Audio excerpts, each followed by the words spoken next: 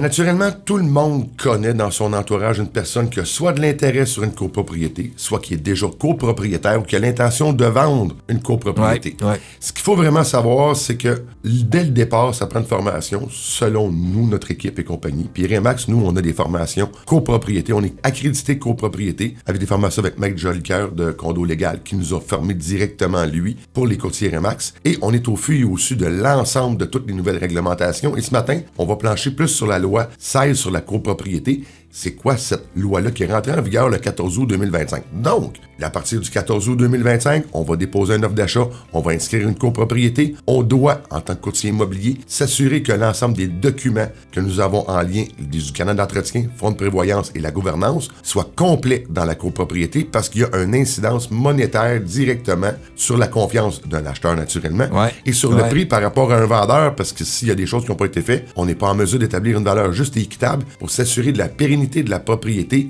au courant du temps. La pérennité, donc, c'est la propriété était bâtie, un exemple, en 2025 et on veut savoir en 2035, 45, 55, c'est quoi qu'on va avoir à faire dessus. Cette loi-là, elle a été mise vraiment pour protéger les copropriétaires. Il y a eu souvent des copropriétés dès leur création des années 90, des années 2000, que les syndicats de copropriété se mentionnaient, bon, parfait, on va faire un fonds de prévoyance de 50 $, de 80 $ par mois pour s'assurer de la pérennité, mais sans avoir aucune preuve, aucun document. On y allait un peu au hasard. Un peu au hasard. OK. Et donc, on voit présentement des copropriétés qui vont être vendues beaucoup moins cher parce qu'ils n'ont absolument rien de fait à l'intérieur de ça. Et eux risquent d'avoir des surprises en cotisation spéciale pour aller s'assurer que les frais vont être dans les coffres. Pour aller faire un exemple. Fin de vie utile des matériaux, j'en parle fréquemment. Fin de vie utile des matériaux, les toitures, les fenestrations, tout ce qui touche l'immeuble au complet. Il faut qu'à travers le temps, s'assurer que l'immeuble va être encore debout dans 100 ans. Donc, c'est super important. Naturellement, on le mentionne, fin de vie utile des matériaux, ça a un lien directement avec le carnet d'entretien.